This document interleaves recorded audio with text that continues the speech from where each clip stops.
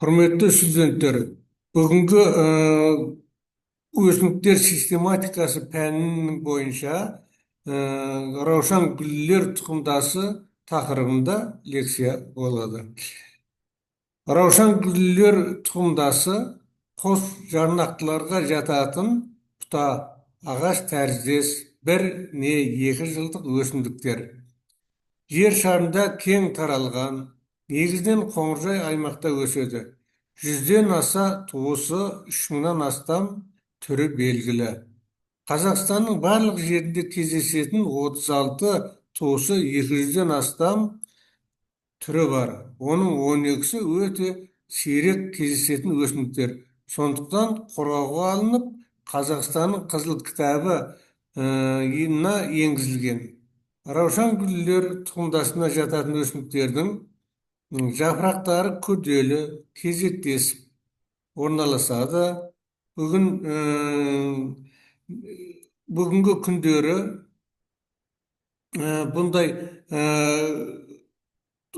раушан гүлдердің өте сирек кездесетін болғандықтан қызыл кітабына енгізеді дедік. Олардың түрлері әртүрлі болып келеді. Яғни ағаш және де үлкен жемісті ағаштар, гүл, жұпар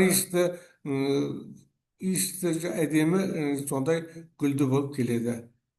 Олардың сұлулығы мен хош иісімен ерекшеленетін бұл гүлдің Қазақстанда 16 жаңа сорты шығарылған.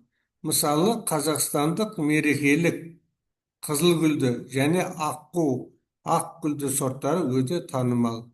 Итмұрын бойынша дәрілік қасиеттері мол, жемісі С дәруменімен бай. Ол медицинада, тағам өнеркәсібінде және косметикада кеңінен қолданылады. Жеміс ағаштары алма, алмұрт, шие, айва, өрік, шабдалы сияқты көптеген жеміс ағаштары да осы тұқымдасқа жатады. Олар Қазақстанның бау-бақшаларында кеңінен өсіріледі. Әр үйдің алдында да осындай жемісті ағаштарды өсірумен айналысады. Жалпы раушан гүлдердің гүл құрылымы мен тозаңдануы тоқталатын болсақ, гүл күлтелері көбінесе 5 күлтелі болып келеді. Бұл олардың әдемі формасын анықтайды. Күлтелердің саны кейбір түрлерінде көп болуы мүмкін. Тозаңдану бойынша, тозаңдану процесі көбінесе жел арқылы, немесе жәндіктер, аралар, көбелектер арқылы жүзеге асады. Бұл тұқымның таралуына көмектеседі. Аталықтар мен аналықтар, гүлдерде көптеген аталықтар мен аналықтар орналасады. Бұл олардың қос жынысты екенін көрсетеді және тозаңдану процесіне қатысады. Гүл қоршауы екі қатарлы. Бұл гүлдің ішкі бөліктерін қорғайды және оны әсем етеді. Гүлдері әдетте хош иісті болып келеді. Раушан гүлдердің жемістері мен таралуы бойынша раушан гүлдер тұқымдасының жемістері әртүрлі болады. Көп сүйекті жаңғақ, мысалы, раушан гүлінде, жидек, мысалы, итмұрында, алма тәрізді, мысалы, алма мен алмұртта. Тұқымдары эндоспермсіз болады, ал кейбір түрлері вегетативті жолмен де көбейе алады. Оларды қолдану бойынша раушан гүлдердің жемістері адам тағамына, мал азығына және медициналық мақсаттарда кеңінен пайдаланылады. Олардың құрамында көптеген дәрумендер мен минералдар бар. Мысалы, итмұрын жемістерінен шырындар, тұнбалар жасалады, ал алма мен алмұрт күнделікті рационның маңызды бөлігі болып келеді. Сонымен қатар, бұл итмұрындардың Қазақстанда кездесетін түрлері бойынша 25 түрі кездеседі. Республиканың Алтай, Тарбағатай, Жоңғар Алатау сай, орталық және оңтүстік шығыс бөлігінде тауда кездеседі. Раушан гүлдер тұқымдасының экономикалық және экологиялық маңызы жөнінен ауыл шаруашылығында Қазақстанда жеміс ағаштары, алма, алмұрт, шие мен жидек өсімдіктер бүлдірген таңқурай ретінде кеңінен өсіріледі. Бұл ел экономикасына үлкен үлес қосады. Әсемдік жөнінен раушан гүлдері бақыттар мен саяқтарды безендіру үшін қолданылады. 1957-1984 жылдары Қазақстанда 16 жаңа раушан сорты шығарылған. Бұл гүл шаруашылығының дамуына серпін берді. Медицинада және косметикада итмұрын мен басқа да түрлері дәрілік қасиеттеріне байланысты медицинада мысалы С дәрумені ретінде және косметикада майлар, экстракттар пайдаланылады.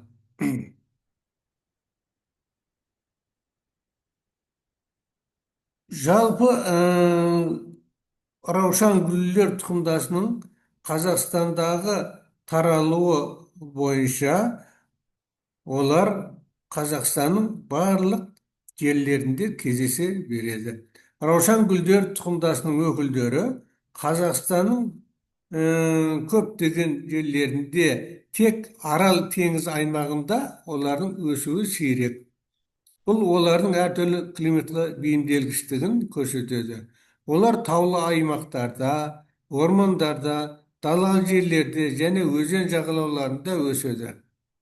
Оларды қорғау шаралары бойынша тұқымдастықтың сирек кездесетін 12 түрі Қазақстанның қызыл кітабына енгізіліп, мемлекеттік қорғауға алынған. Бұл түрлерді сақтау үшін қорықтар мен ұлттық парктерде арнайы шаралар жүргізілуде. Табиғи ортаның сақтау, браконьерлерге қарсы күрес және оларды жасанды түрде өсіру жұмыстары да маңызды рөл атқарады.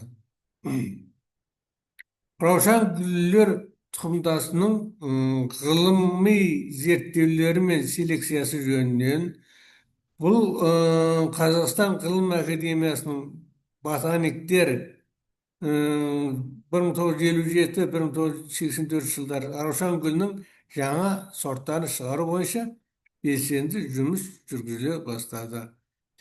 Жаңа сорттарды шығару қазіргі кезде 16 жаңа раушан сортын әзірленді. Олардың арасында қазақстандық мерекелік және аққу сияқты талма сорттар бар. Селекциялық жұмыстар гүлдердің түсін, мөлшерін, хош иісін жақсартуға және оларды жергілікті климаттық жағдайларға бейімдеуге бағытталған. Гүл шаруашылығының дамуы бойынша бұл ғылыми және селекциялық шаруашылығында дамытуға және гүл өсіру мәдениетін арттыруға елеулі үлес қосты. Раушан гүлдер тұқымдасының мәдени және тарихи маңызы жөнінен ол раушан гүлі әлемдік мәдениетте махаббаттың, сұлулықтың, нәзіктіктің және құмарлықтың әмбебап символы болып табылады. Көптеген халықтардың әдебиетінде, өнерінде және фольклорында раушан гүлі ерекше орын алады. Қазақ халқының дәстүрінде, қазақ халқының салт дәстүрлері мен өнерінде де раушан гүлінің орны бар. Ол киімдердің өрнегінде, зергерлік бұйымдарда және әндерде жиі кездеседі. Әсемдік қасиетінен басқа, итмұрын сияқты түрлердің емдік қасиеттерді халық медицинасында кеңінен таралады. Итмұрын шілдеде гүлдейді, тамызда жеміс береді. Кейде жәндіктер гүлді түнеп шығатын орын ретінде пайдаланады. Өйткені кешке қарай гүлдердің күлтөлері жабылады. Осы сияқты олардың жануарларға да, жәндіктерге де көп көмегі бар. Қорытынды бойынша раушан гүлдер тұқымдасы табиғаттың байлығы мен адамзат игілігінде маңызды рөл атқарады. Яғни раушан гүлдер тұқымдасы Қазақстанның флорасының маңызды және ажырамас бөлігі болып табылады. Ол биологиялық әртүрліліктің көрсеткіші. Оның экономикалық, экологиялық, ғылыми және мәдени маңызы өте зор. Оларды қорғау, тиімді пайдалану және ғылыми зерттеуді жалғастыру болашақ ұрпақ алдындағы біздің міндетіміз болып табылады. Осымен болды.